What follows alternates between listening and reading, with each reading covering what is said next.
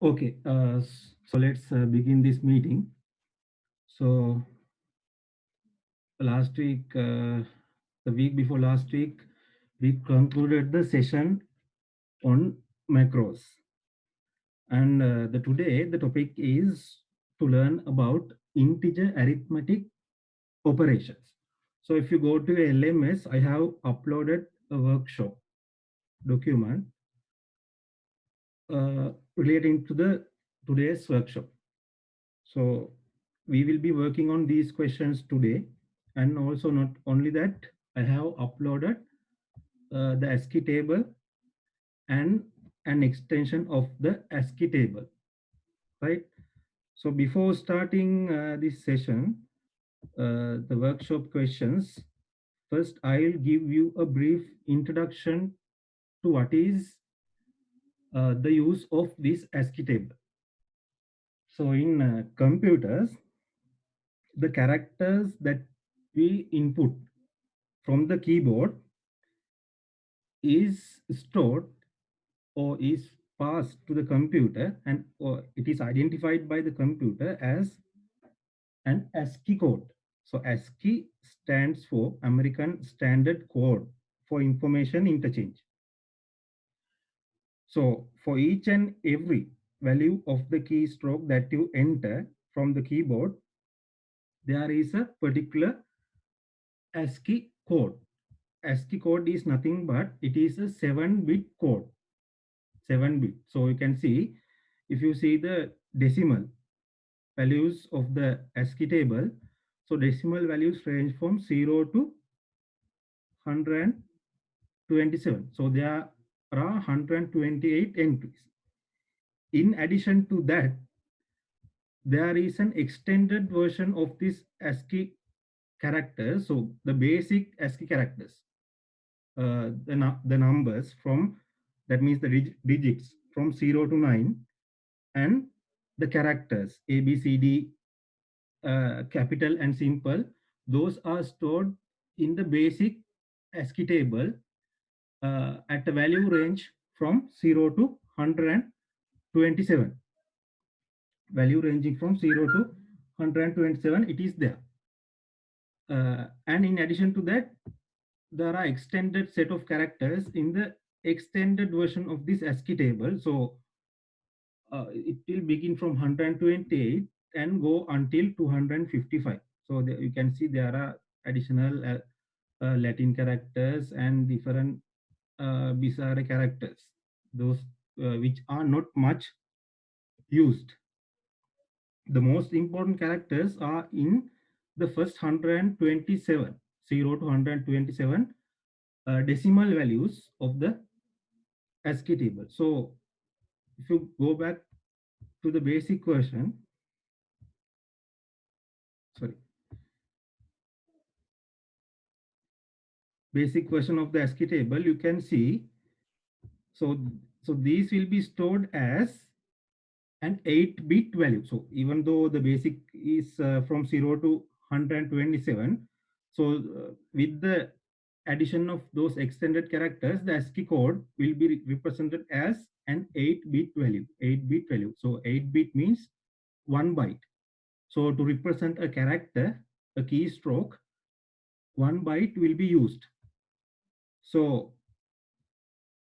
the value, when you press 0, there will be a binary equivalent of this 48. 48 in base 10 will be converted into base 2 8-bit binary value.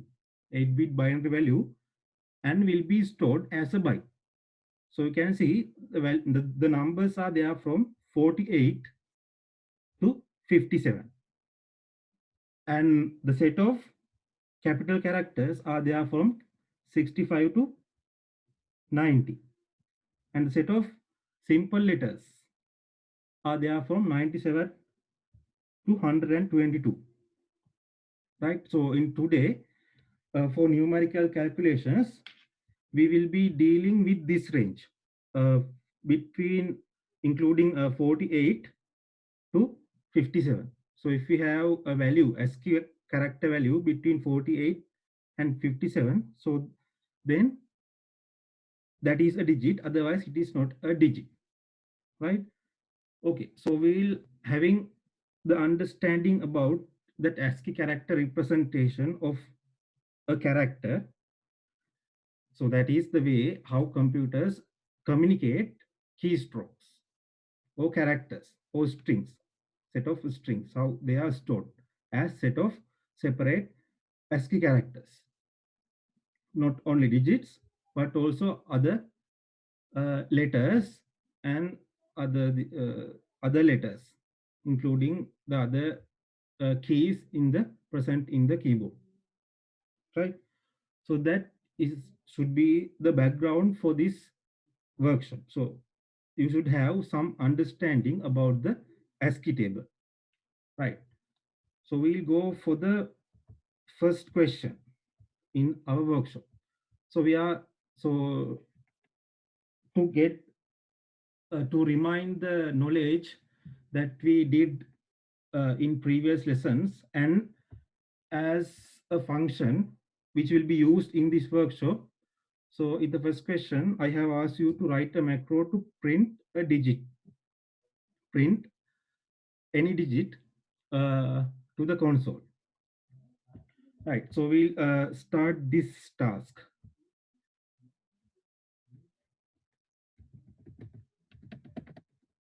So go to your Ubuntu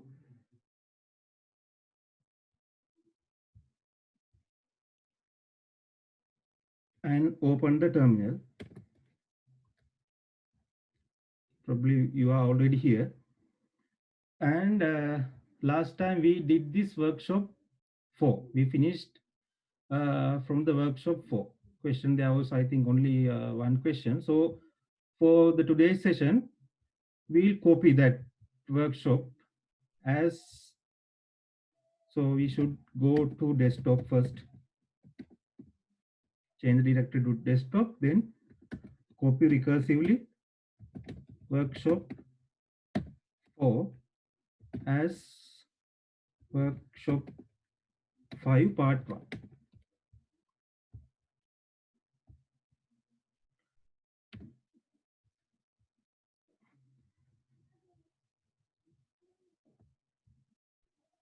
Workshop 5 part 1. Okay, a new folder was created. Then we have to change directory to inside this one. 5 part 1. And we'll modify the source file. So it is having no2.asm. We'll modify this file, right? So last time we used a macro. So we have to edit that macro to print a digit. So there will be 2 inputs to the macro. That is the size, this, what is this text label, and the size of that text label. So we can delete this one. We can delete this section. And we have to open this repeat.inc. So we included the written macro here in last week in the workshop. We included the macro at this point. We included that one at this point. And now we have to modify the macro at this place. So we have to open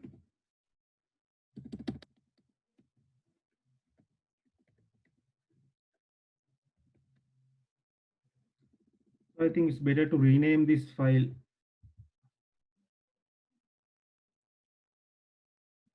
as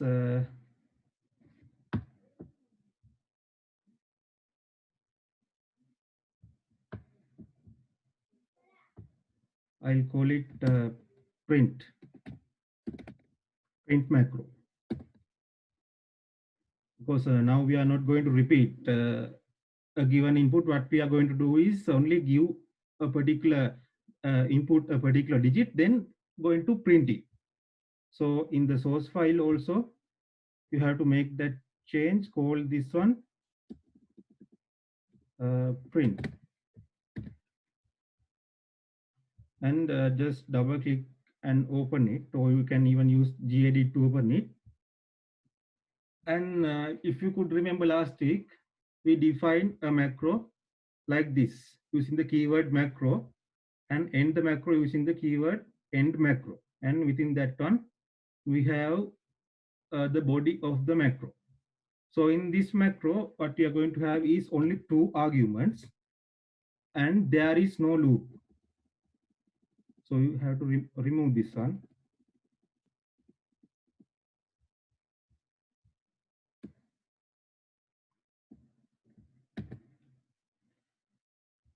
And so this will also not be there, only just printing a text. We just print, give whatever the value, we call the system write call, and we print it to the screen. Then as the 2 arguments, here we have the label to print and the size,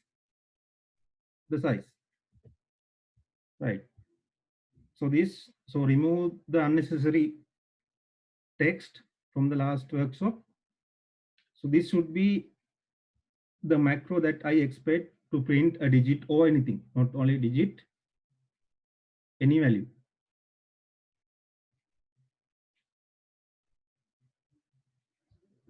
Right, so I think you are clear with this one.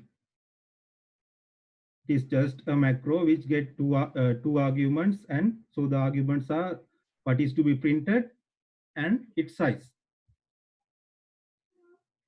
So the thing to be printed this time should be a value actually. So we are not going to include it as a text here.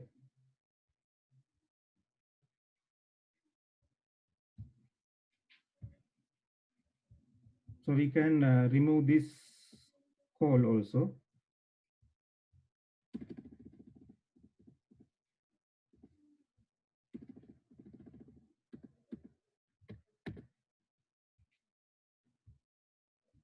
So we'll call, so we in this one we'll declare a variable here known as value, or I'll say result,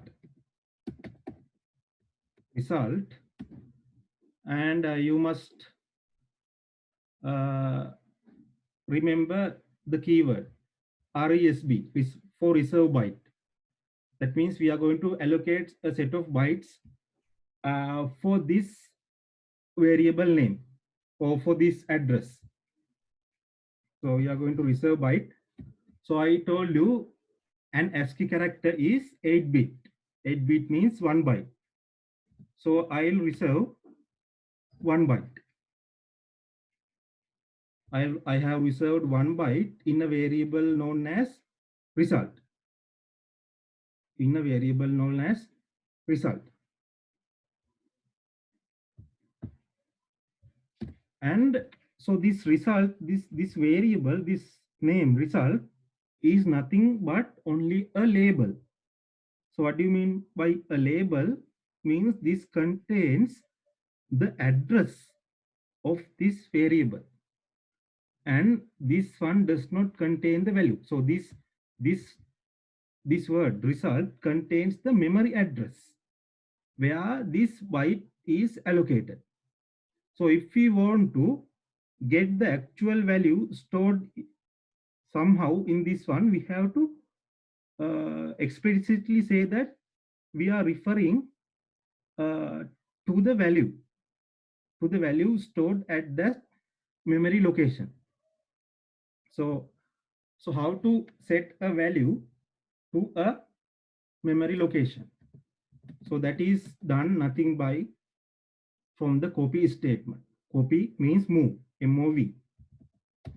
Move to this address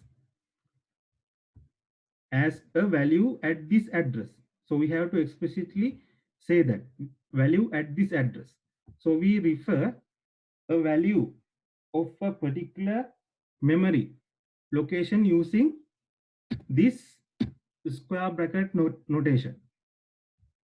This square bracket notation is used to represent the value at the particular memory location. So inside this square bracket, we have to type what? The address of the variable. So address of this one is this result. This word result contains the address of this memory where this 1 byte has been allocated, reserved.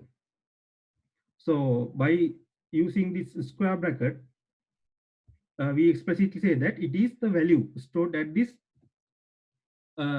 place. So I'm going to store the value the value of the digit 5. So if we store the value as digit 5 and if we print this one using this macro text printer, so I'll say so I have to print this one. So what I'm going to print, I'm going to print the result. I'm going to print the result and I have to pass its size. Its size is 1 byte. So that is what this macro is. So there are two arguments. The first one is the address of the variable to be printed, and then this one, the size. So I did the exact thing, address of the variable and its size. So we'll just try to compile this and see whether we get value 5. So I passed value 5 to this memory location. So we don't need this one also in this one.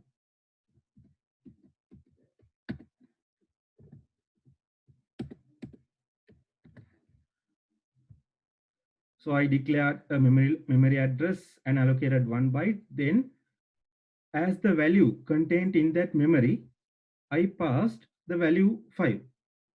5 means 101 in binary, 101. So I pass that one. Then I'm going to print that one to the console. We will see what happens. So we have to, we are in this one. And okay, we just have to call make. There's an error, size not specified, 14. Yes. So I forgot to mention that when using a move operation, it's better to move this value first to a register. So you will understand when I do that. For example, for any register. So for, let's say, for example, RBX, first move this value to RBX, right? So for this one, so RBX I'll set to 5. RBX I'll set to 5 first.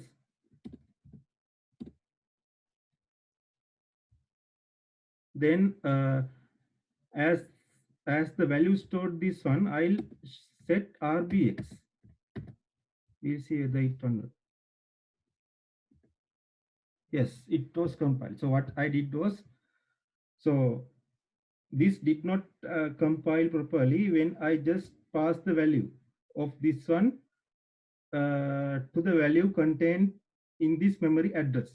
So I first set RBX to 5. RBX, so any register you like, you can set. Then you can copy the value of the RBX to this as the value of this memory location. So we'll see the output that we get. So it was compiled. Then you can call execute. So 5, nothing was obtained as the output. Nothing was obtained as the output. So what do you think the reason for this? Because if you go and so this is 5, the value 5. So value 5 is not the ASCII representation of 5. If you go back to the ASCII table, you will understand.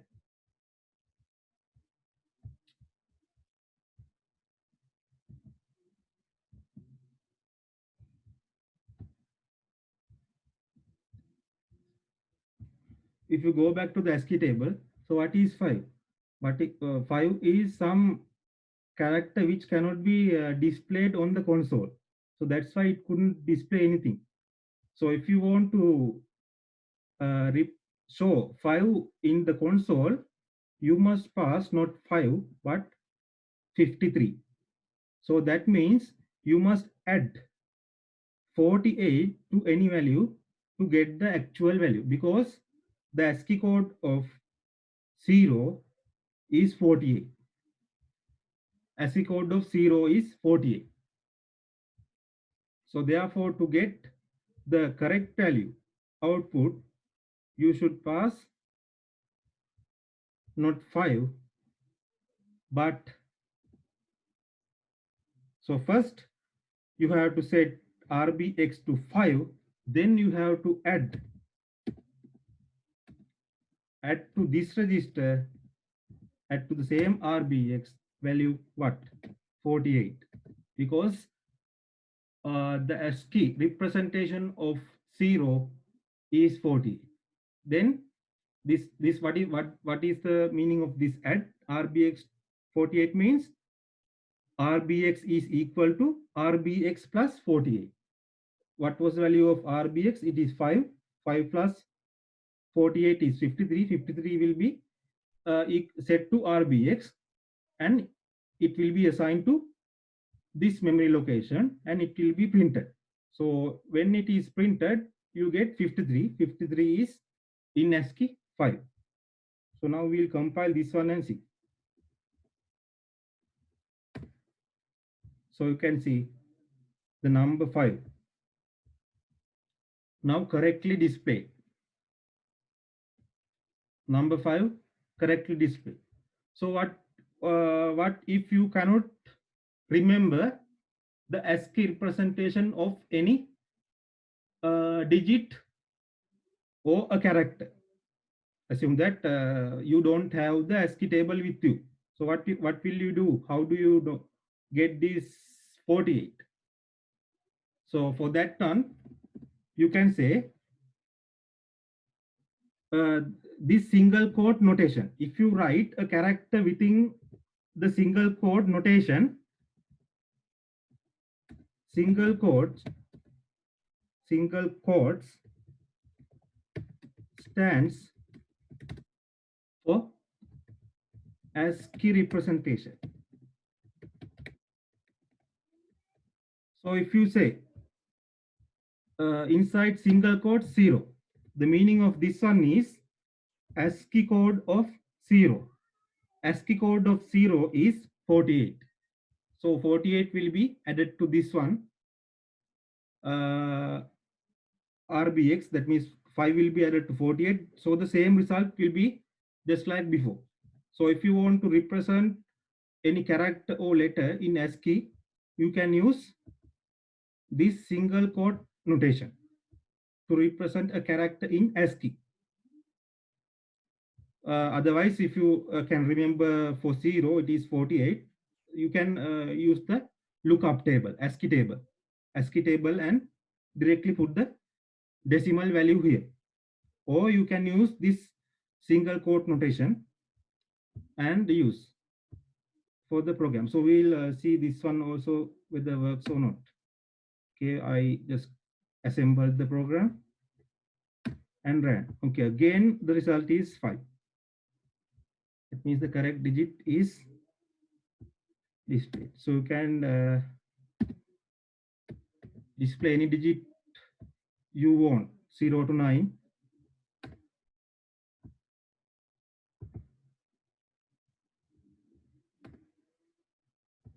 So you can see it is correctly displayed. The thing that you should know is the decimal value of the digit is not the ASCII representation of it. So to get the ASCII representation, you have to add it to the ASCII code of 0, or in other words, 48. You have to add 48 to get the correct value.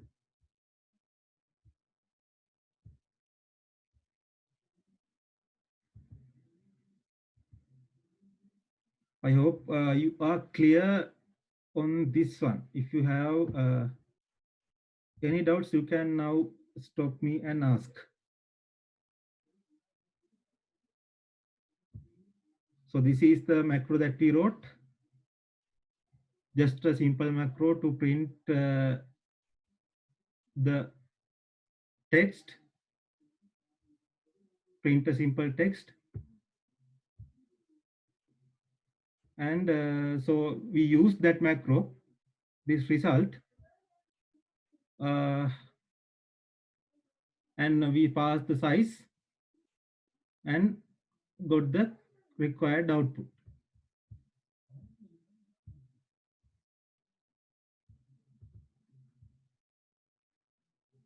So I think there's a question in this chat. Can't we pass 5 like this? Yeah, you can pass. Yes, you can pass. So if you so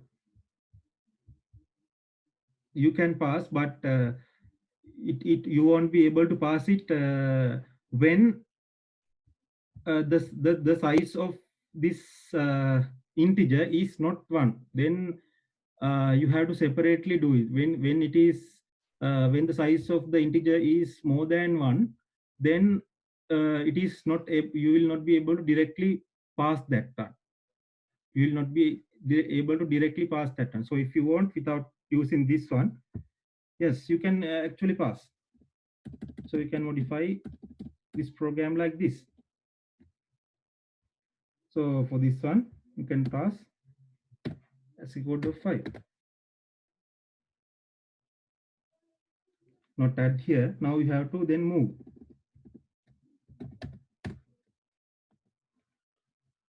So you pass the as equal to 5. Then you print the result.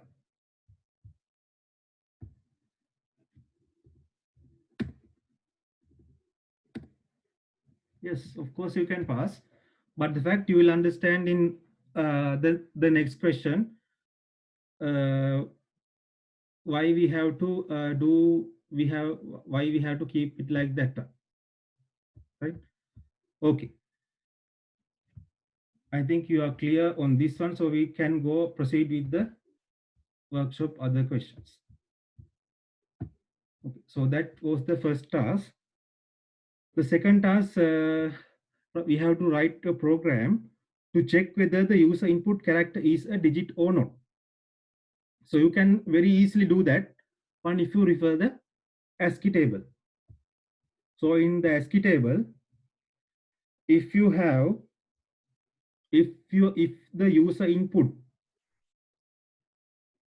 ASCII representation of the character is not in between 40, 48 and 57, so then that means that is not a character, not a digit.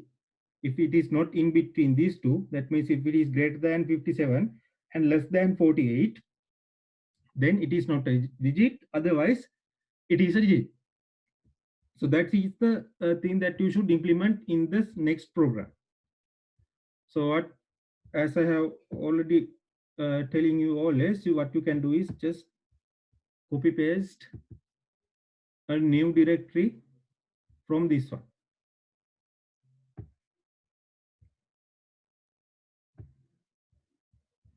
Go to your terminal and change the directory.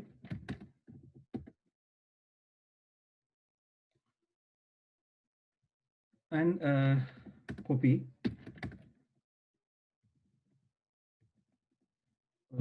shop 5 part 1 as part 2. Right, you got a new directory, so change into that directory.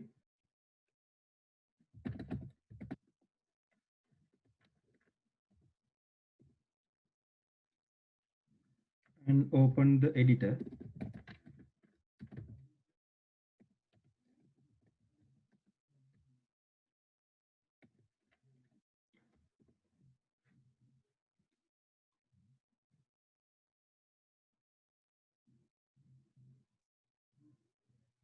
Oh, spelling mistake. No?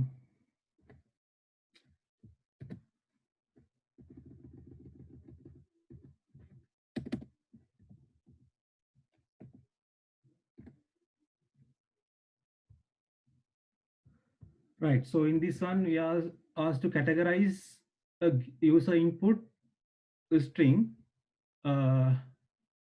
based on whether it is a digit or any other character. So for that one, I'll just create another macro known as get. So I'll create another macro, include get. So this is the macro to input a character. Save it, and so what you can do here is copy this macro print.inc as get.inc.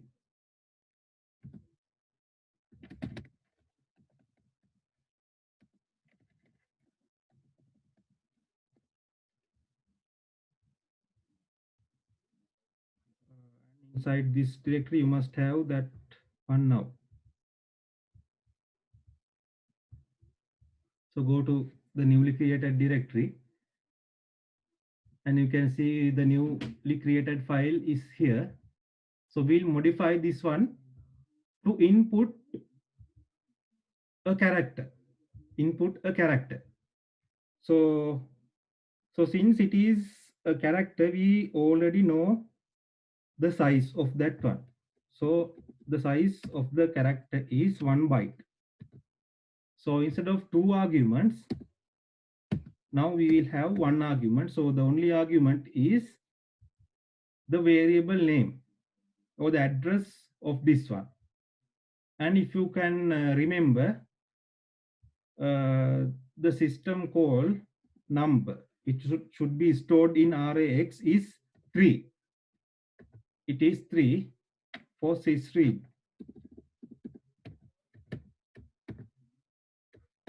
For sysread, it is 3. And we are going to get the input from the keyboard. So it is standard input keyboard.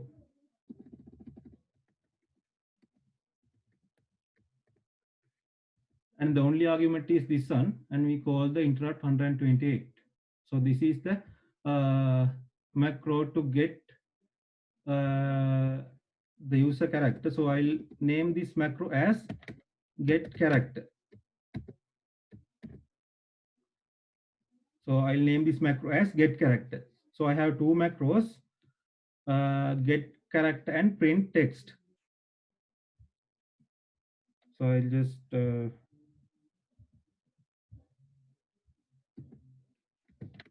get character. No?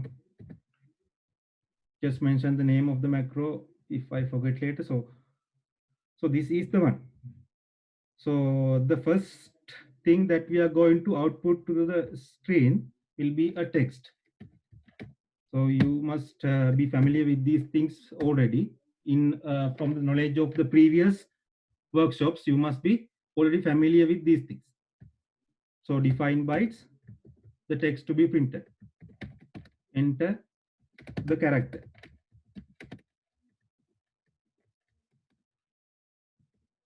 So these defined bytes after defined bytes, we enter a set of bytes. So each and every one of this is, so this capital E is a byte. This is a byte. We specify a set of bytes, and at the end we pass the new line character and null character. Null character is not mandatory, but new line character is better for easy visual representation. So after that, we get the value from the user. So I'll store that one in the same memory address result. Okay, so I'll get this one in result. So first we have to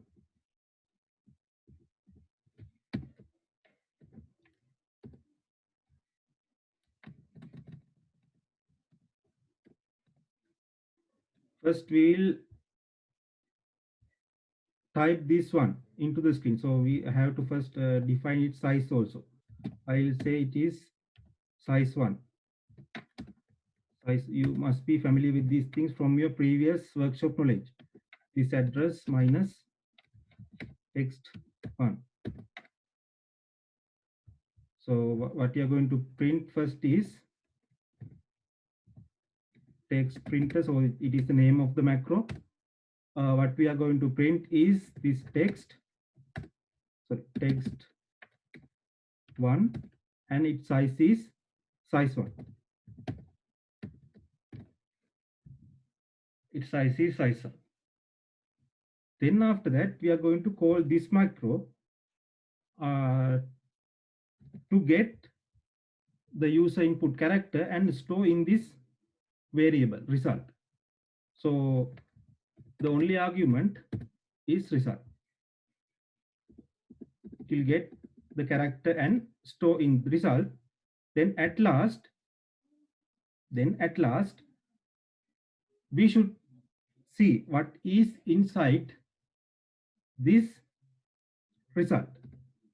So we, based on the value inside this result, we are going to print what is the argument. So there will be two sets of strings that we can print. So I'll to save time, I'll just copy paste this one.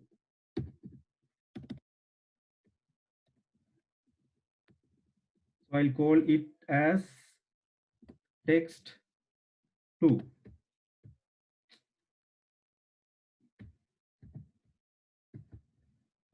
So excuse me, I have to close this one and open.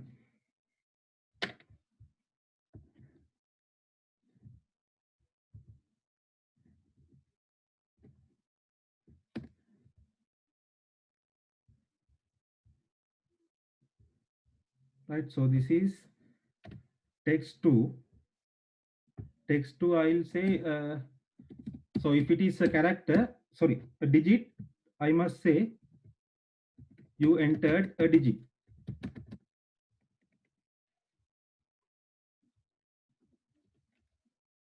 And it, the size is this address minus text 2.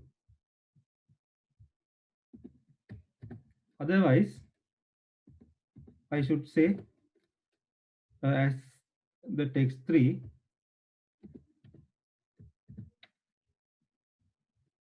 not a digit.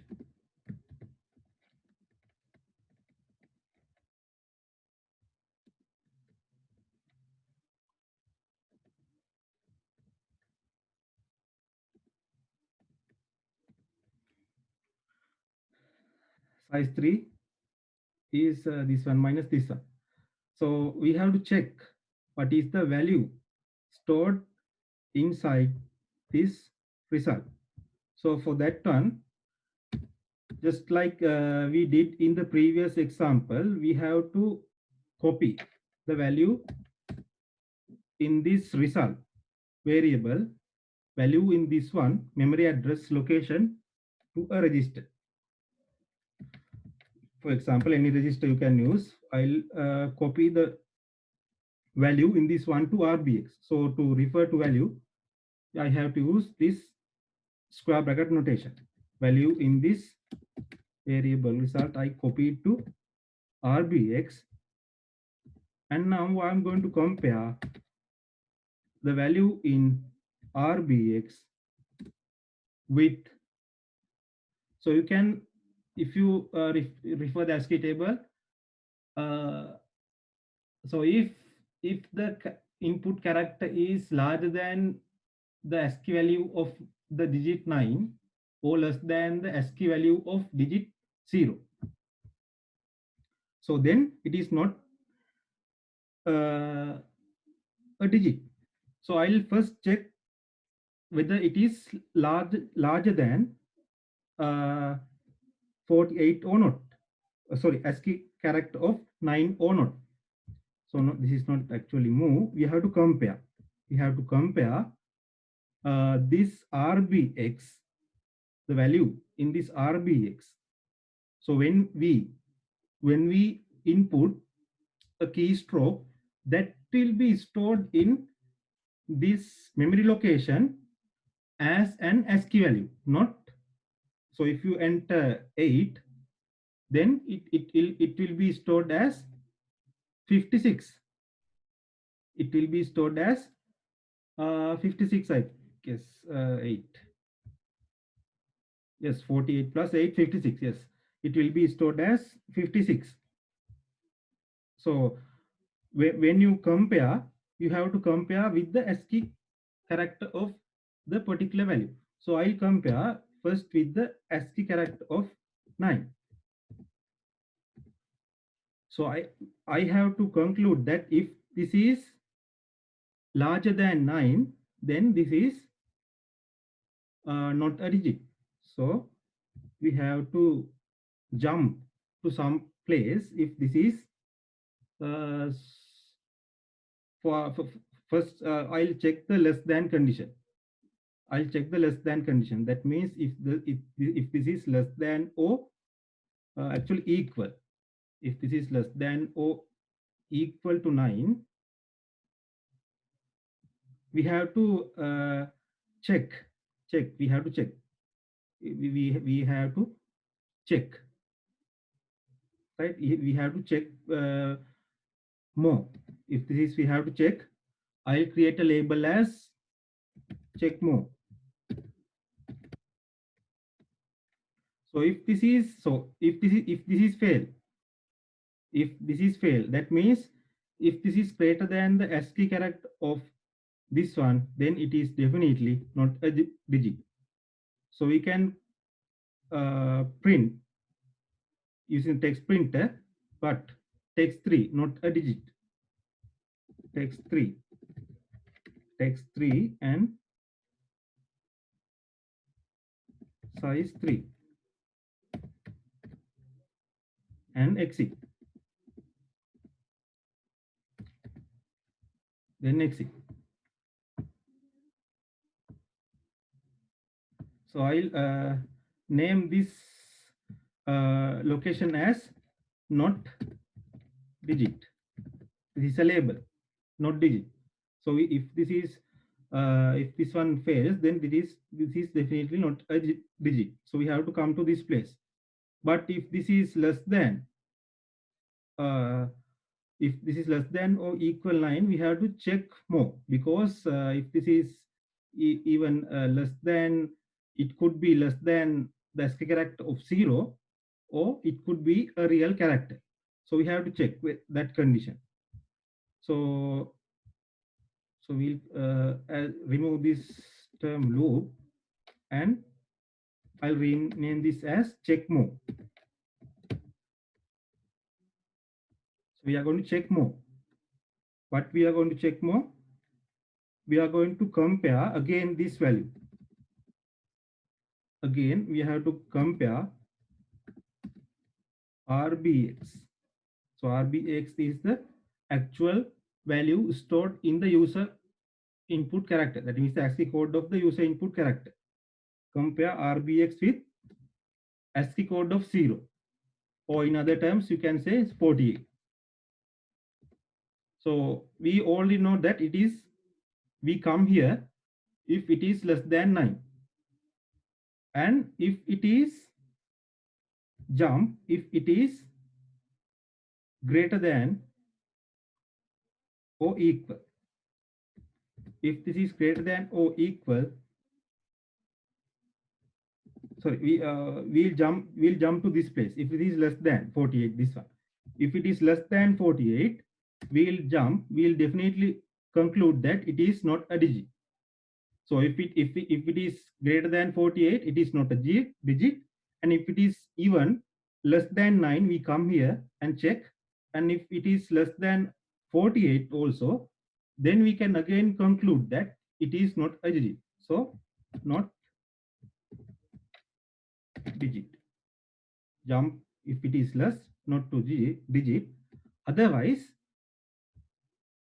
we can conclude that this is a digit. So if it is a digit, then the text to be printed is you entered a digit.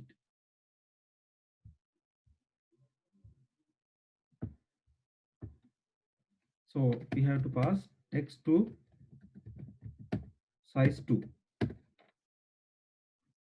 and we have to exit. Call exit.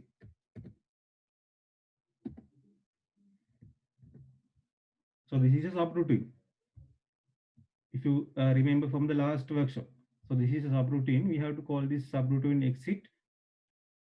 And we exit. If this one is greater than or equal to 48 and less than or equal to 9, then ASCII code of 9, then it is a digit.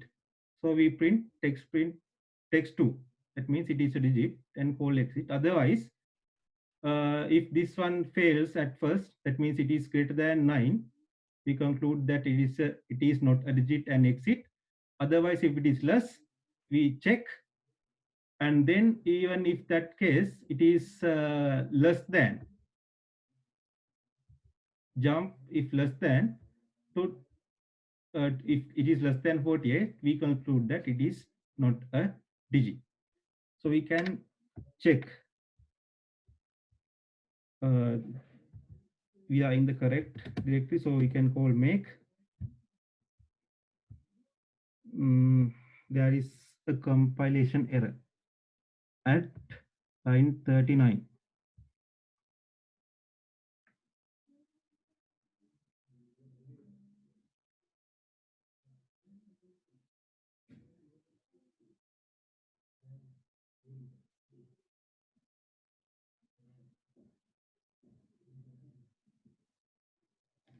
We compare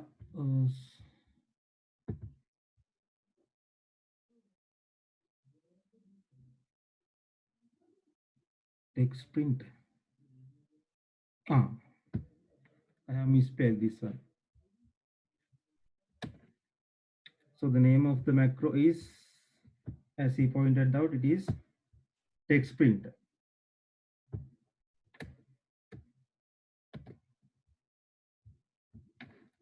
Right.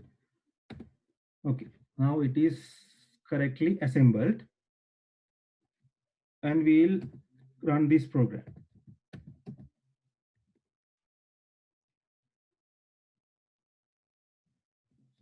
Dot this xe.x. So we are asked to enter the character. So I'll enter a non-digit value. So I'll enter Q. Then I got not a digit. So if I enter a digit 4, I get you entered a digit. So you can see it is correctly working.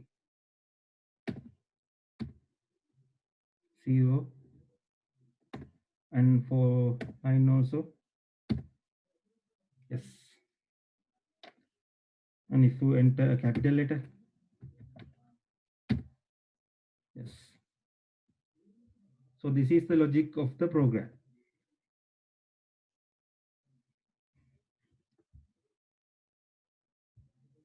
So we store the user input value in the RBX register and compare it with the ASCII code of 9. And if it is greater, we conclude that it is not a digit. Otherwise, we check with 48. And if it is again less, we definitely conclude that it is not a digit. Otherwise, we say that it is a digit. So this is a simple example for you to be familiarized with the ASCII table. So we have not done any arithmetic operations yet. So now we will come to arithmetic operations. So arithmetic operations means nothing but the simple addition, subtraction, multiplication, and division. But even though it is simple in high level programming languages like C, so there are inbuilt libraries to get the values. You just have to enter value and just get the plus mark, then you get the value for example for addition. But it is difficult. You have to set the registers and you have to set memory locations, then convert them into ASCII values, and there are set of things to be done in low level in assembly languages. So we'll start from a simple example. So I have asked you to, so we did the second one, and I have asked you to do these operations. So for each and every operation, we'll create a separate program. Otherwise, at the end, it will be a mess and you will not be able to do what you did. So we'll begin from a simple example. So you are asked to add number 1 and 2, and we have to print this result using a macro. The result we have to get to an output, and we have to print that result.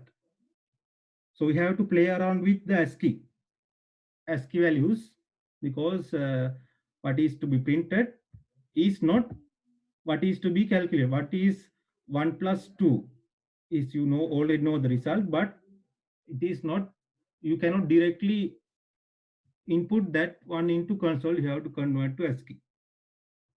So we'll see from this example how he can do that. Okay, again, copy and paste. Again, copy and paste this workshop 5 part 2 as workshop 5 part 2.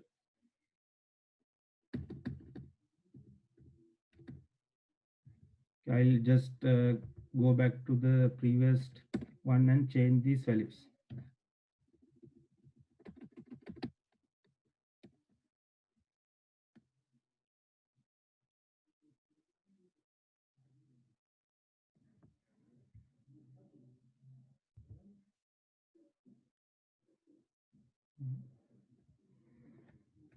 Okay, I'll just run from the scratch.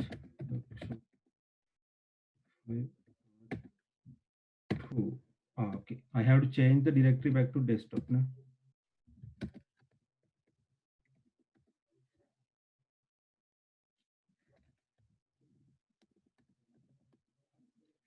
So I have to change directory back to desktop, then I have to do this and change directory to workshop 5.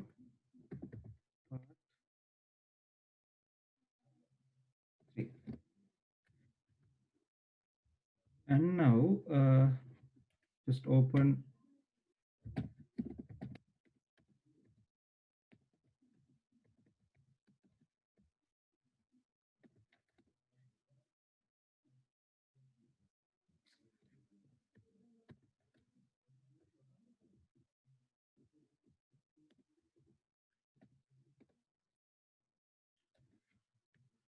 using the terminal, and now I don't need this input, user input.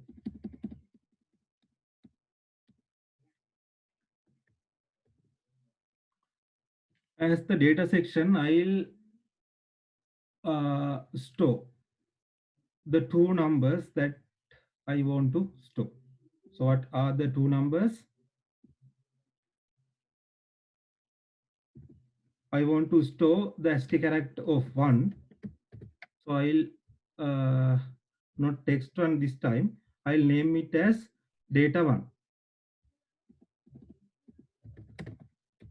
I'll call it data 1 and I'll store and I'll initialize. So this is the section for initializing data section. So I'll initialize it to 1 and data 2 define bytes. I'll initialize to not 1, not value 1, but ASCII code of 1. Here it is ASCII code of 2. Is ASCII code of 2. Right? Okay.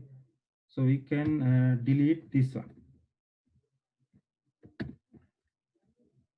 And we have to have an uninitialized variable called result with size of 1. Okay, that thing we have to keep because we are going to get the result and store the result in this variable, addition of these two. Okay, we can delete out these also.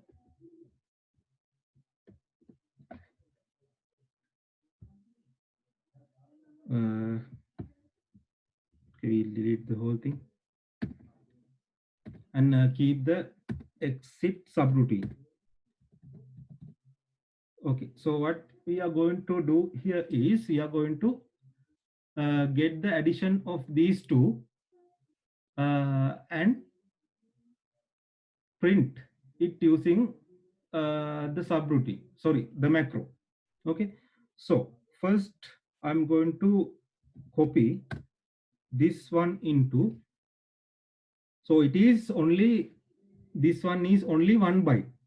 This one is only 1 byte. So if you can remember, in RAX register, RAX is 64 bit, EAX is 32 bit, and there are 16 bit version, that is RX. RX is, sorry, AX. RAX, EAX, then AX. AX is 16 bit and it consists of AH and AL. AH and AL. AL is the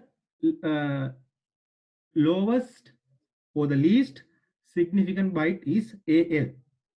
In the RAX register, least significant byte is stored in AL. So if we are storing a byte, we can directly store, instead of RAX, we can store it in AL. So I'm going to store in AL the value in this memory address. So how do I tell that value in that memory address? Using square brackets. Data 1. Data 1. Data 1. And I'm going to add it.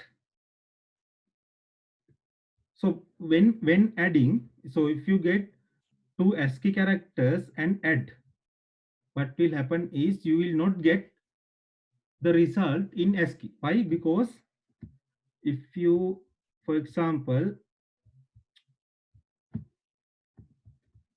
if you will understand if you refer the ASCII table. If you add 1 and 2 in ASCII, so 1 is 49 and 2 is 50. So altogether it will be 99. So if you get that one, 99, 99 is, let us simple see. So if you convert that one and print it, you will not get the correct ASCII.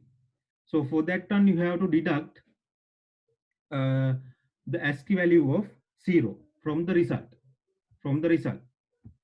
So instead of deducting it from the result, what I will do is, you can do it any way you want. What I will do is, I'll subtract. So for addition, you have add command, add. For subtracting, you have subtract. So what will this do is subtract AL from AL the ASCII value of 0, or you can pass 48. So we stored the, so ASCII value of 1 is stored in here. We pass that one into AL. So what the subtract command do is subtract. So this command is equal to AL equal AL minus 48. So this is what will happen in this instruction. It will store,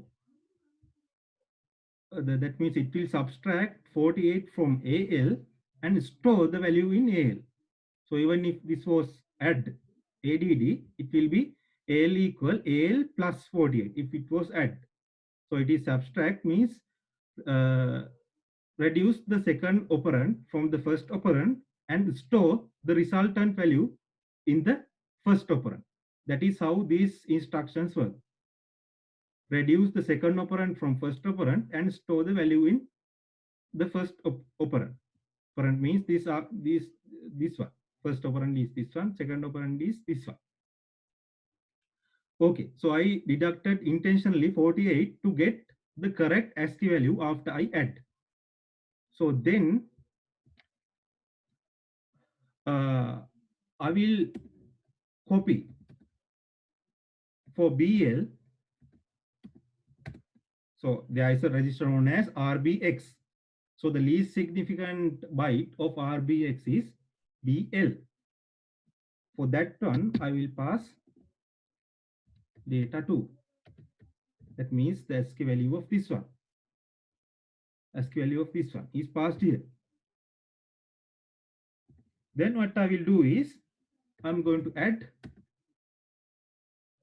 AL and BL together and store the value in AL. For that one, AL comma BL.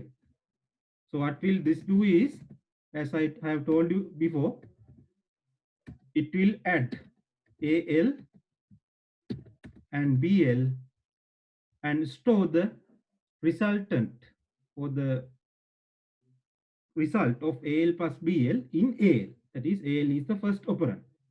Result is stored in the first operand. So what will this do? These two will be added. These two will be added. Add two numbers.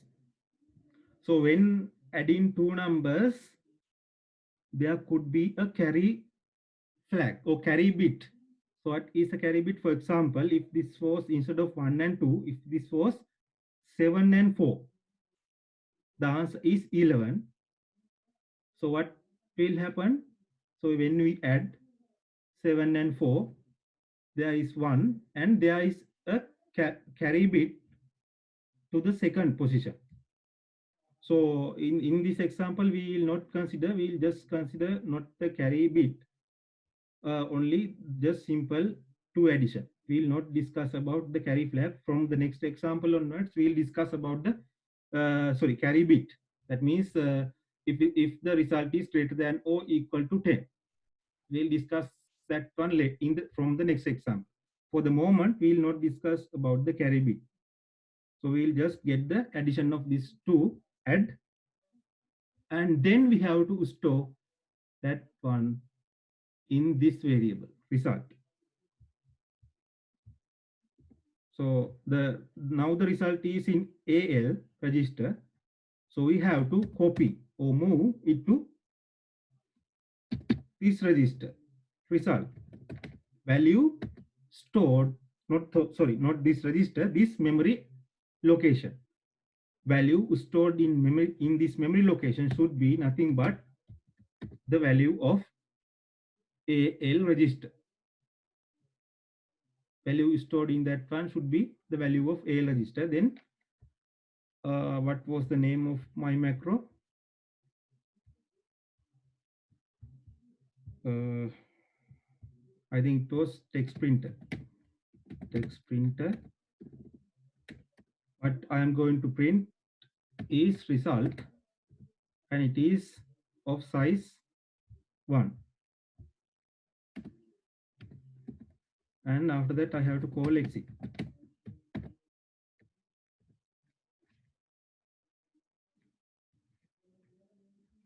I have to call exit.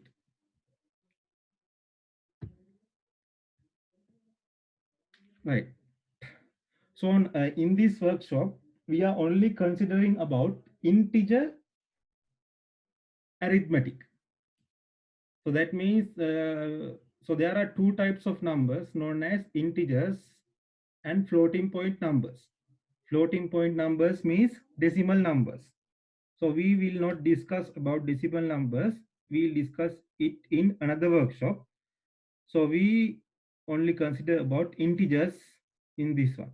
Integer addition, multiplication, subtraction, and division. Okay.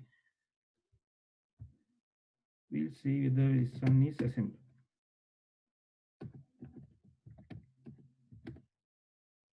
Yes, we got the result as 3.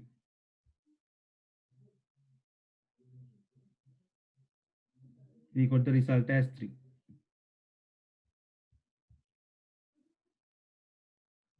I think you are clear on this one. If there's a chat. Can we use same register, least part and highest for that? I think you are referring to AL and AH. Yes, of course you can do. For this one, instead of using BL, you can pass this one AH. No problem. Any register you can use, not only AH. RBX, RCX, any register you can use anything. So just for this example, I use AL and BL. You can use any register you want, from general purpose to special purpose.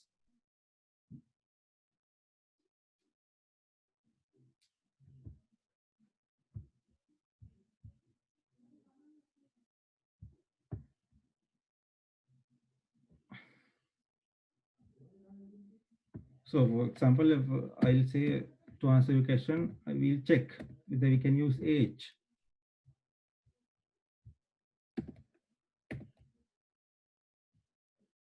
So this is AL and AH.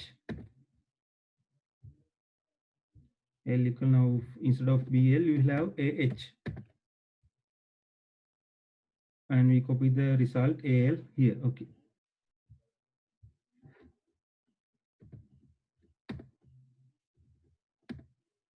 So no change. You can use, no problem. Any register you can use. Right. So now we will move on to a little bit complex example.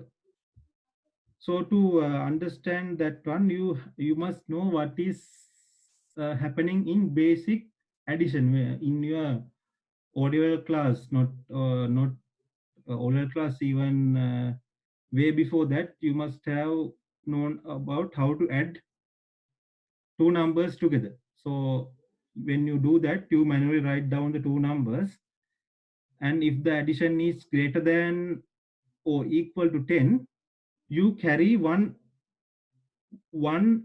value to the left.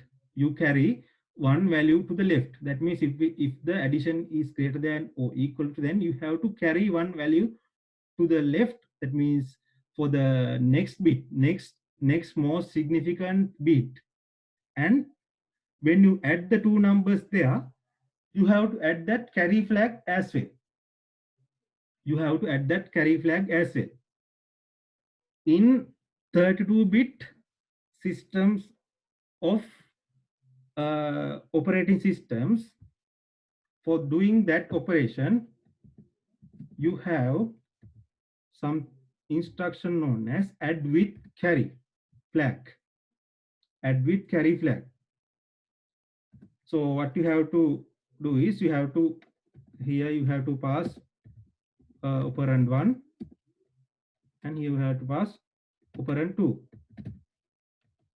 What this will do is that means the value at this one operand 1 is equal to, I will just copy this name operand 1 plus operand 2 plus carry flag. This operation you can do only in, can be done only in 32-bit OS.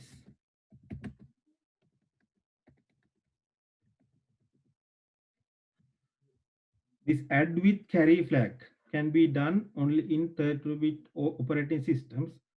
Since the one that I am using is 64-bit operating system, this Linux Ubuntu installation is 64-bit, and my machine, the CPUs and registers are designed for 64-bit. So this add with carry flag is not longer supported in 64-bit versions.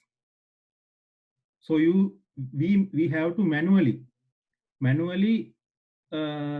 create a carry flag and operate. So we have to do it manually. So I'll just delete this one. I mentioned it one.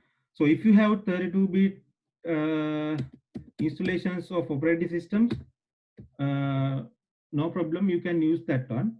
But I'm using 64-bit, so I have demonstrated in 64-bit. So you also have to do that in 64-bit. So add with carry flag we will not be using. So we will use the 64-bit version. That means we have to manually create the carry flag, and that means the carry bit and check, right? So we will modify this one, second one. In the example, you can see you have to add these two numbers together. You have to add these two numbers together, these two values.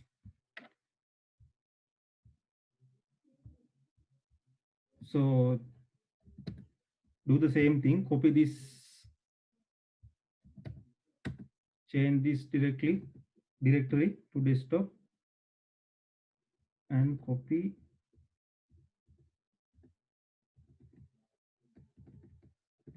part 3 as part 4, and change the directory to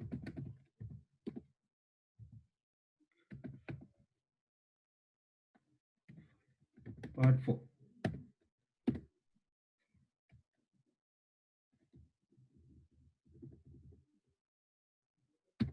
And open the editor.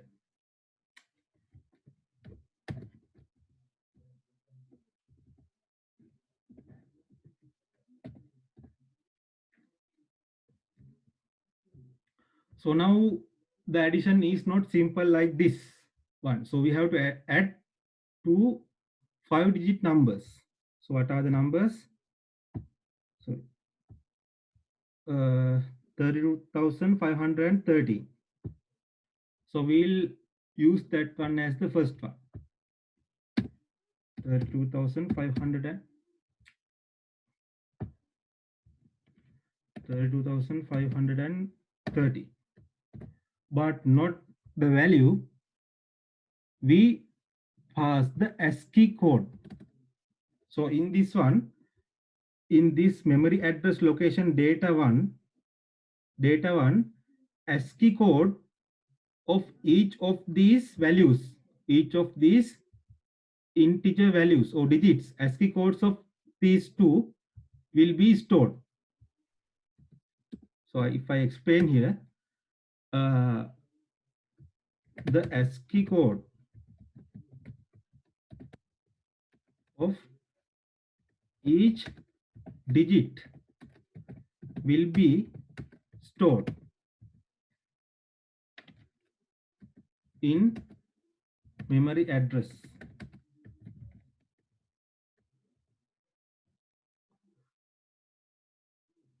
For example, as a binary coded decimal, as a binary coded decimal, binary coded decimal value, BCD. So BCD in ASCII as a binary coded decimal in ASCII. So what is meant by binary coded decimal? So binary coded decimal means this decimal value. So this is not the, so there is no ASCII code for 32,530. So what, when I use this single quote marks, what will happen is each and every digit will be converted to an ASCII code and stored. So it is a kind of a binary coded decimal. So binary means binary valued decimal. So this is a decimal value. It is converted to ASCII and stored in binary. So it is kind of a BCD or binary coded decimal in ASCII format.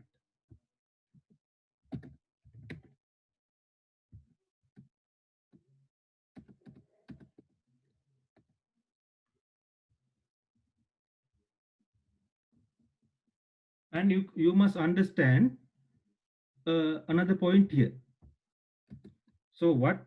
So if you have known about array, you must have known about array.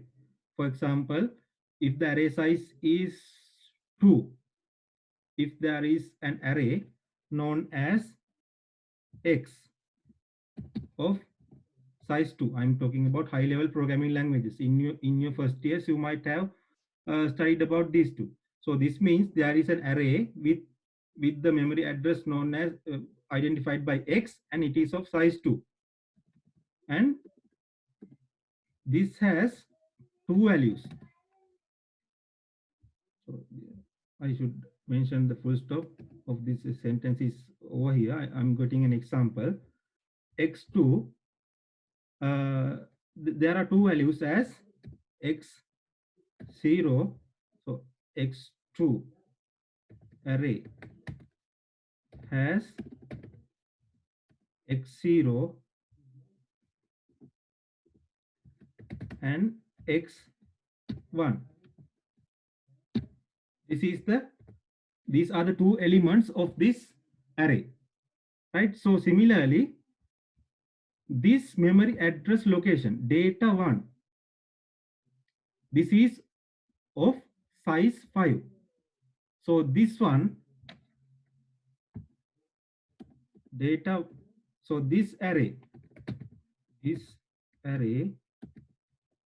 so this data 1, so this is also stored as an array.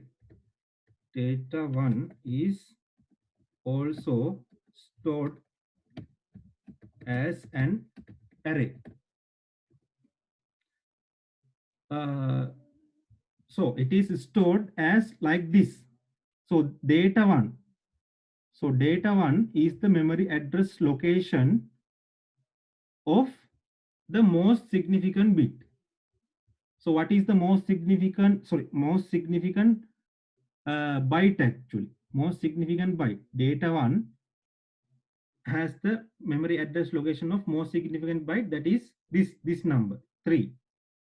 And data 1 plus 1, that is the next memory address location, is having 2.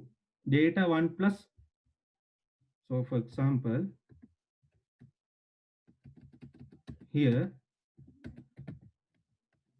data 1 is equal to ASCII code of 3. Data 1 plus, so data 1 plus 1 means the adjacent address.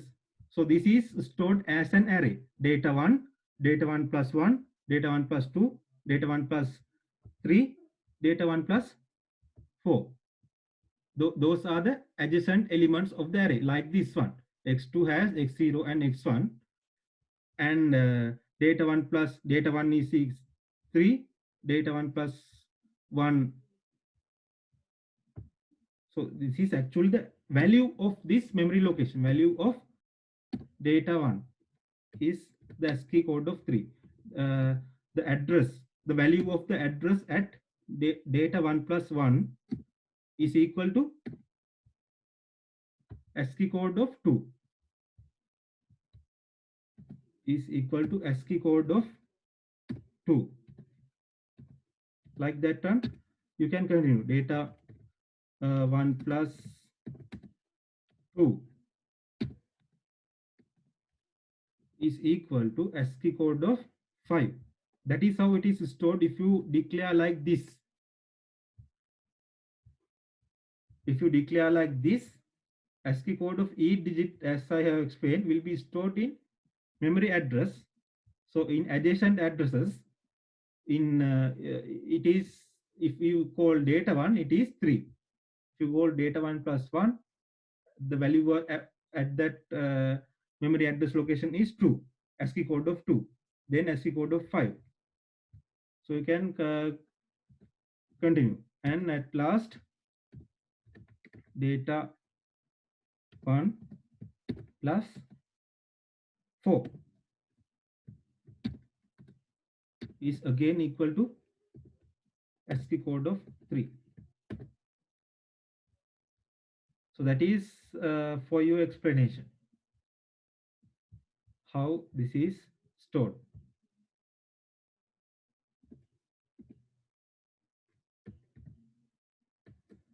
Okay. So the second value, so it is the second value will be also stored like this one. So the second value is 11,507.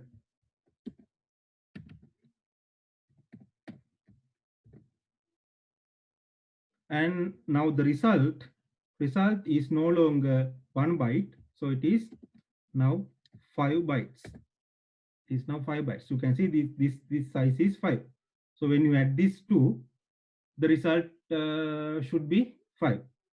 Actually, it should be 6 if this is having a carry flag, but we can obviously see that there is no carry flag here. So we'll stick to 5, right? Okay. Now what will happen? So now if we can modify the code that we wrote earlier to consider each and every bit of this one. So first, when we are adding, we are going to add from the least significant bit to the highest significant bit. So what is the least significant bit? It is data 1 plus 4. Data 1 plus 4. So we have to initialize a variable or register. For example, say RSI is a register, and I'm going to initialize, not initialize, I'm going to copy it the value of 4. So that will be this offset. So this value is known as offset of an array. So in here, the offset is, this is equal to data 1 plus 0. Offset is 0. Offset, the value which is offset is 0 is the highest significant byte. Offset 0 means highest significant byte. Offset is 4 means least significant byte. Right. So we are going to set the offset. Offset is initialized to 4. Offset is initialized to 4. And then now we are going to consider this one. Since it is 4 now, if you add the offset, that is RSI. So we are going to copy to AL, not like previous, the data one. We are going to copy now. We have an array. Now the size of the number is big. So it is stored as an array of BCD ASCII coded characters. So first we are going to consider at the least significant byte of these two numbers. So that is the highest offset, 4, highest offset. And similarly, like before, we are going to reduce it to 48, 48, that is ASCII value of 0 to get the correct result. And then, like previous, we have to do this for data 2 as well, and copy it and add here. And in addition, as the carry flag, I'll copy CL. I'll initialize CL is used as the carry flag here. So in the first one, there is no carry flag in the least significant byte. So when this is added, you can see 7 and 3, 10. Then the answer should not be 10, 0 with a carry flag. So we add here. So in addition, we have to add this AL with this carry value as well.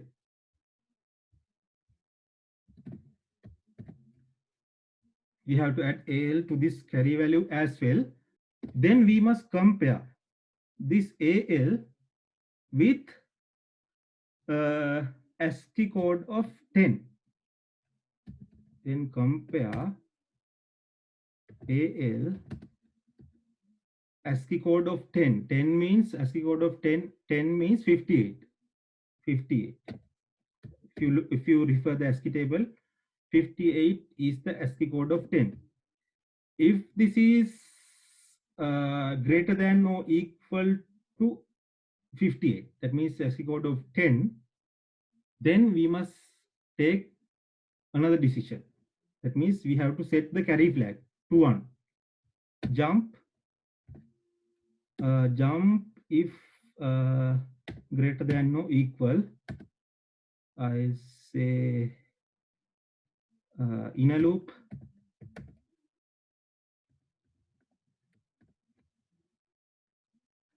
I'll say inner loop. Okay, I'll define what is inner loop here. So what I have to do, inner loop, that is just the name of a label. If the result is greater than or equal to 10, you know from simple addition there should be a carry. So what we do, if this is 10, in our memory we should subtract 10. We should subtract 10 and add a carry flag.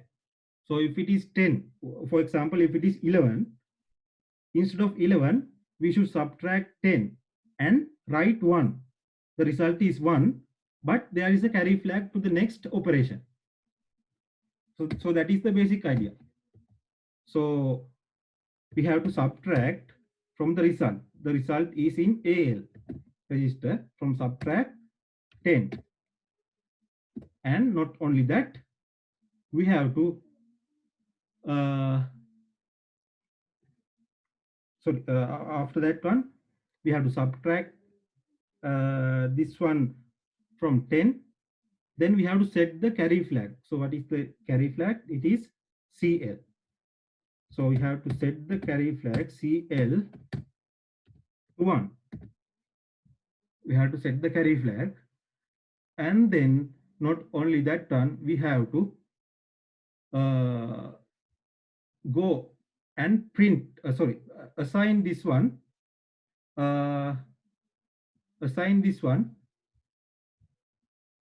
to the results corresponding value.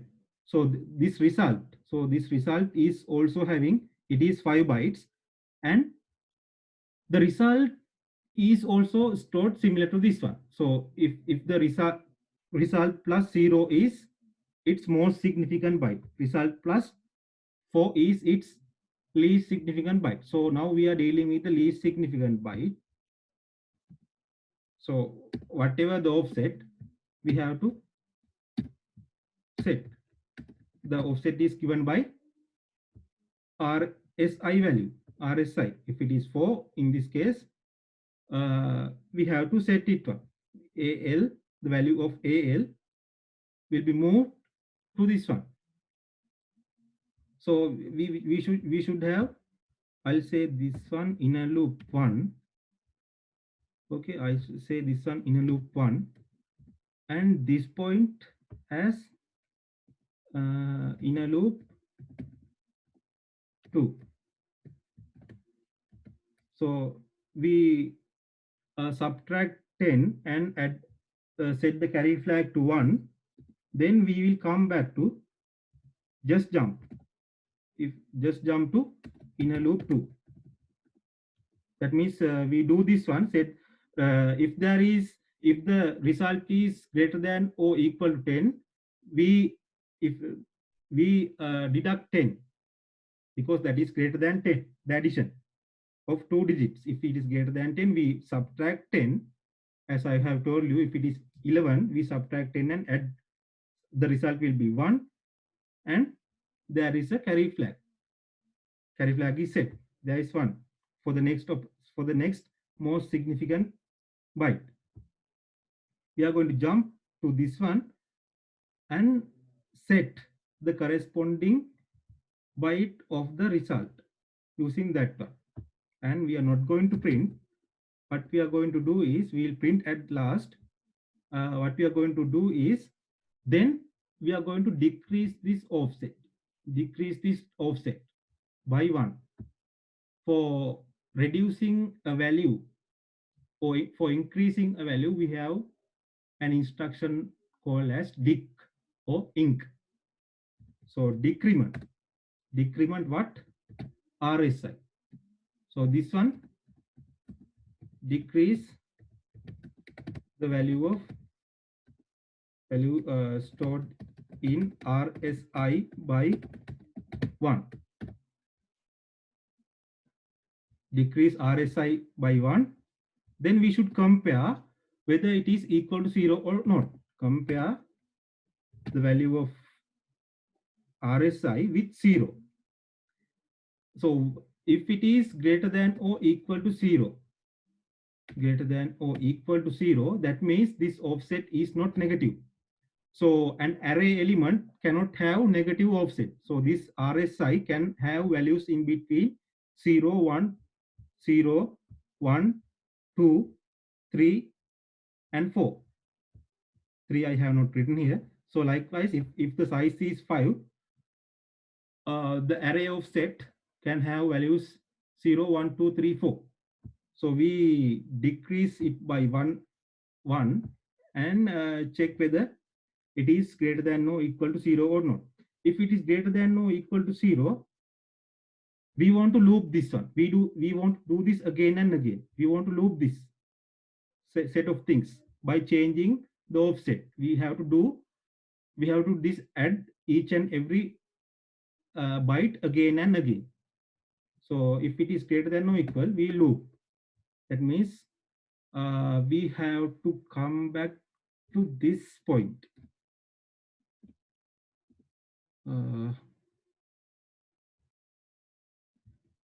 This point.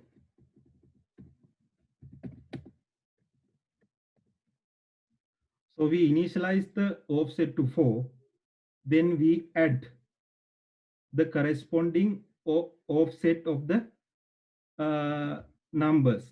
For example, if it is 4, we add these 2 numbers, and if there is a carry flag, we decrease. If there is a carry flag, we decrease it by 10 and set the carry flag, and then come back and we set the result offset to that value. And you can see if there is no carry flag, if it is less than 58, that means the number is less than 10, that means it is a digit, then no problem, it will automatically come here and it will store the corresponding byte in the corresponding offset of the result, and then it will decrease the offset and check whether it is greater than or equal to 0. If it is greater than or equal to 0, then it will be decremented. So if it is 4, it will be 3, and then data 1 plus 3, that is this one. That means 1 and 0 will be added. Since there is a carry flag, then the answer will be 2. 2, and it is less than 58, ASCII value of 58. So this will not go here. It will come back and loop again until this is 0. And at last, when this is not satisfied, it till now, it should print the output. So by this time, the result offset have all been set. When this loop ends, are result plus 4, result plus 3, result plus 1, result plus 0, all are set. At last, we have to print what is inside this result. And now it is not longer 1 byte long, it is 5 bytes long. It is now 5 bytes long. So we'll check whether this is working.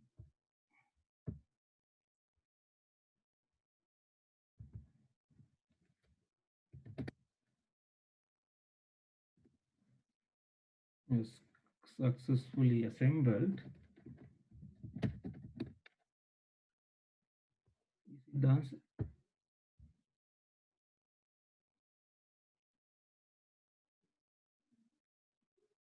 it should be 44,020.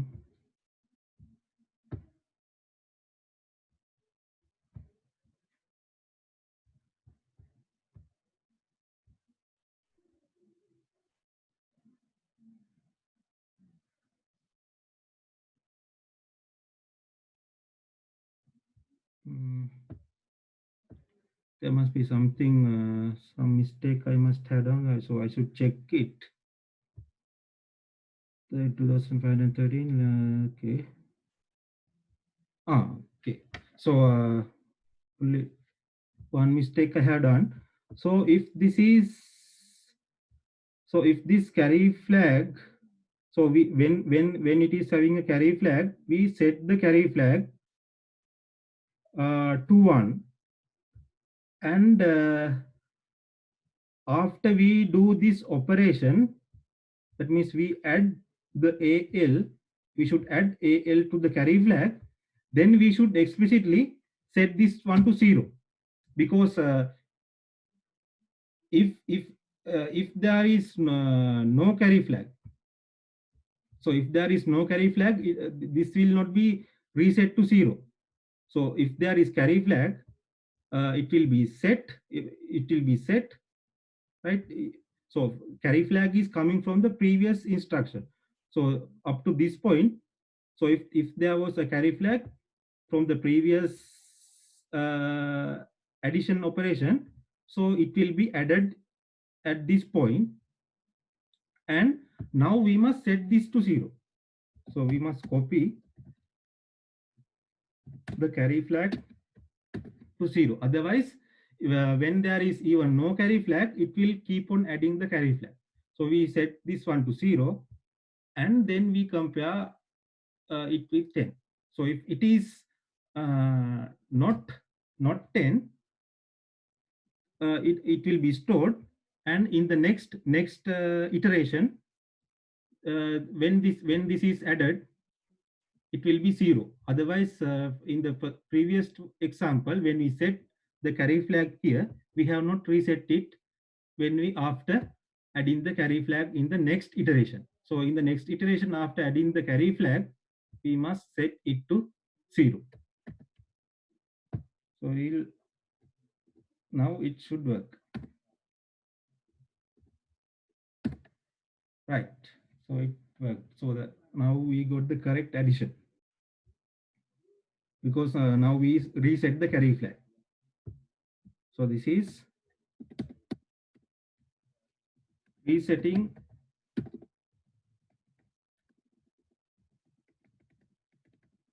the carry flag after adding it.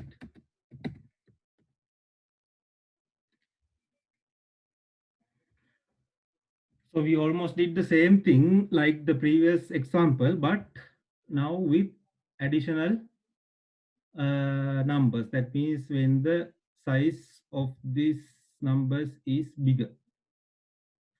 5-digit number. So for 5-digit number, you have to do the addition for each and every digit of the two numbers.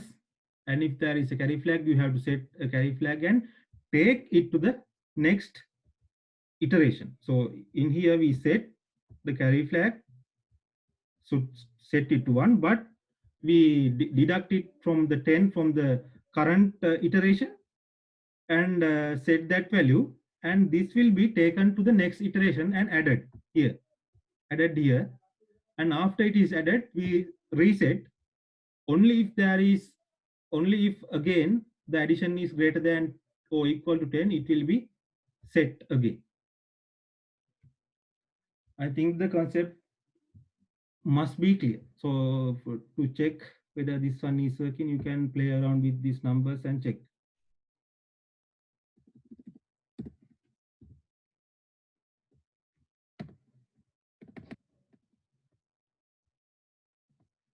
$20,000 and 11,500.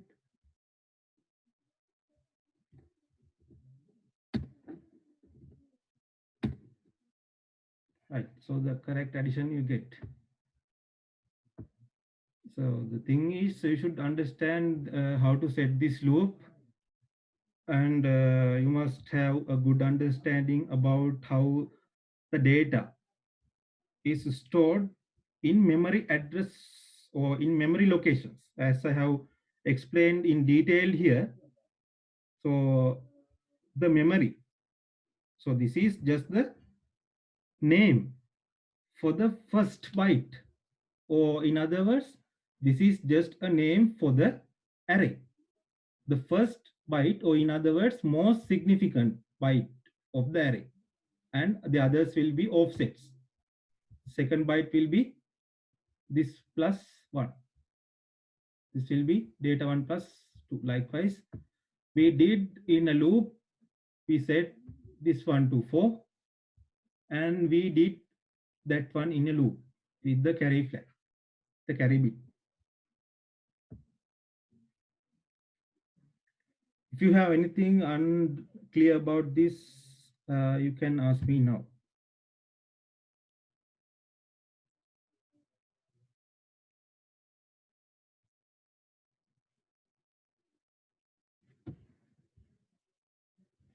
We could have done this easily if the operating system was supported for ADC, add with carry flag. But unfortunately, 64-bit version, from the 64-bit version, it has been removed. So we have to do it manually. So for your test or assignments, I will not ask ADC. I will ask a manual method like this.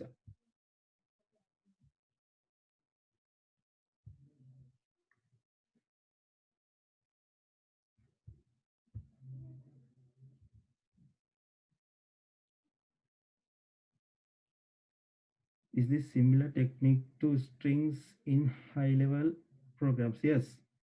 This is how strings are stored in high-level programs. Yes. Strings are stored just like a set of characters. So a string is an array of characters. Character array. That is what we call a string. String is a character array. So the array first element is the first character. Array element with offset 1 is the second character. With offset 2 is the third character. It is similar. Yes.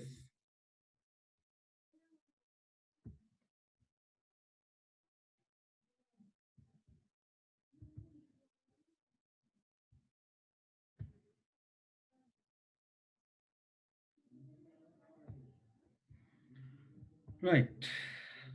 So we'll just modify.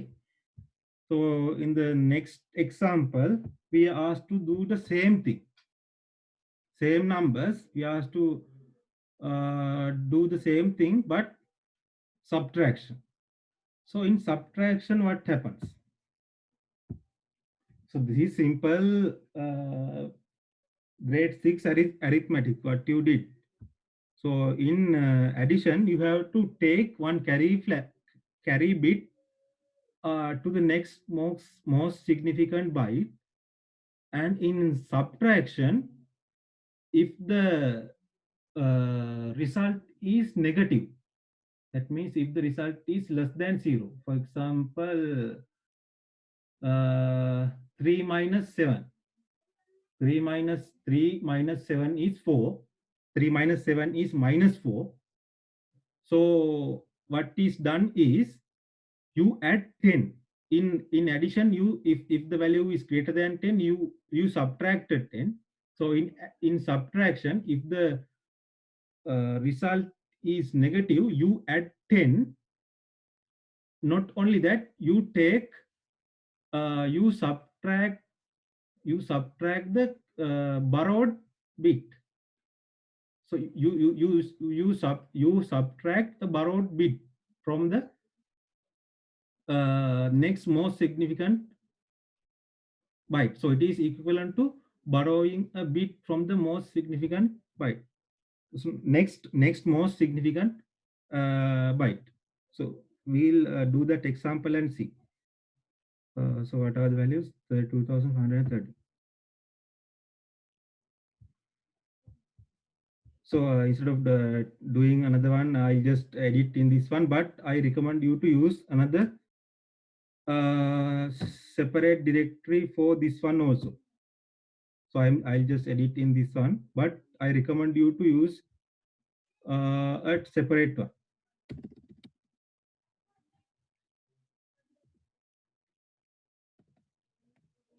34,513 here, and 2,513, 11,507.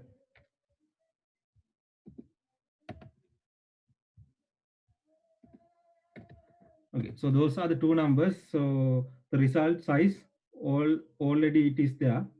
So what you have to do, some modify the code to meet with the subtraction. Okay, this is again set to 4. Okay, and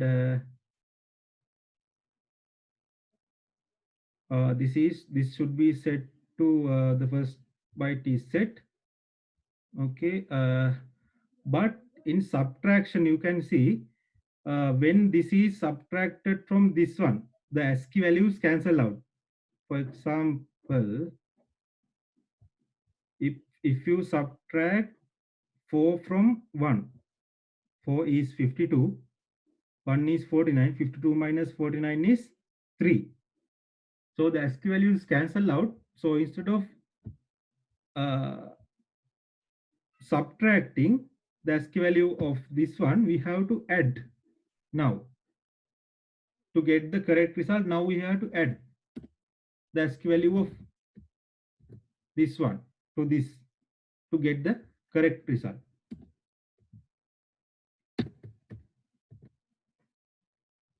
You have to add now, because when you deduct this one from this one, the ASCII values cancel out. So you have to add 48 to get the correct result. But I will not even use that one because I want to get the result negative. At last I will add the 48, right? I'll keep that one to the last point. So just delete that one also. So we, for the AL we use this one, for AH we use this one. Then instead of adding, we have to subtract. So the command is subtract AH from AL. Now it is not plus, it is minus. And also not now we have to subtract the carry flag asset. So in the previous one we had to add the carry bit. Now we have to subtract the carry bit from the result. And after that one, we have to set the carry bit to 0, right? And at last, now we are not going to compare this with 58, right? Now we are not going to compare with this 58, but with 0. I'll compare this one with 0, because if this is negative,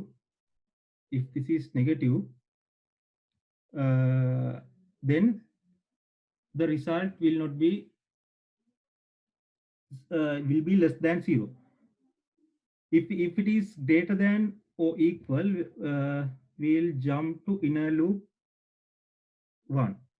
It is greater than or equal. Inner loop, oh no, yeah, we have to jump if it is less than in this type. Less than, not equal also. If it is less, we have to now not subtract. Actually, we have to add 10, because if it is minus, so for example, if it is 3 minus 7, it is minus 4. Minus 4 plus 10 is 6. 3 minus 7. So what we are doing is 3 minus 7, we are borrowing 1 from the most significant byte. That means 1. 10 and 3, 13. 13 minus 7 is 6. Okay. And set the carry flag. If it is after it is set, we are going to jump to inner loop. Then we are going to set the corresponding result to a result of the AL. The correct result is in AL. It is set here. Then decrement this one. If it is greater than or equal, jump loop. Okay. Other things are exactly like previous. And but here we have to add 48 here, because this result is not in ASCII AL, because I removed the ASCII code of 0 addition here. So here we have to add, before copying it to result, we have to add AL but ASCII code of 0. We have to add to AL the ASCII code of 0, because if this is if the subtraction was something like 5, if we copy that one to the result, then it will not print the correct result. That should be added to the ASCII value of 0, 48, or ASCII code of 0, that is 48, to get the correct ASCII value printed in the console. Okay, so if it is negative, what we do is, then that means if AL is less than 0, if AL is less than 0, if AL is less than 0, we jump to here and add 10 and set the carry flag, and then come back here and add the ASCII code of 0 and set the result and decrement, and do this again and again. I think the logic is clear. We'll check whether it is working.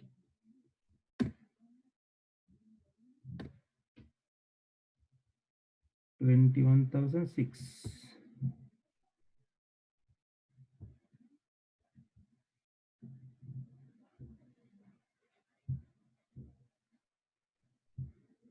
I think the result is correct.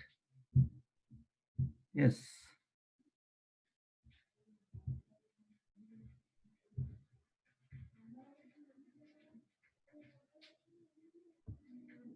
We'll check simple numbers.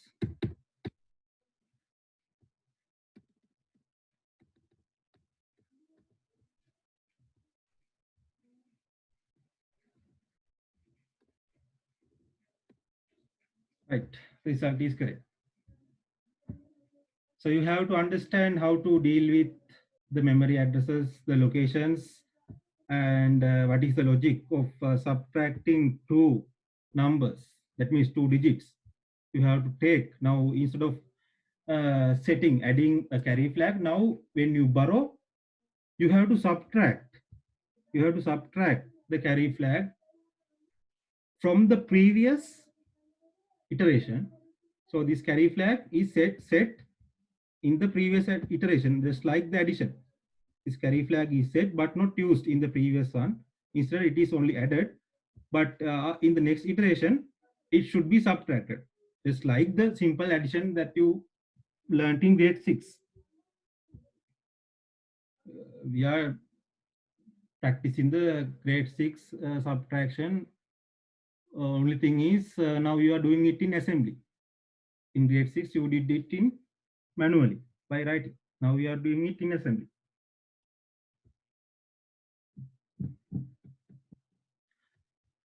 Right. So if you have understood addition, then this subtraction is nothing, just changing, modifying the code. So if you have any question regarding anything that is done in this workshop, up to this point, you can ask now.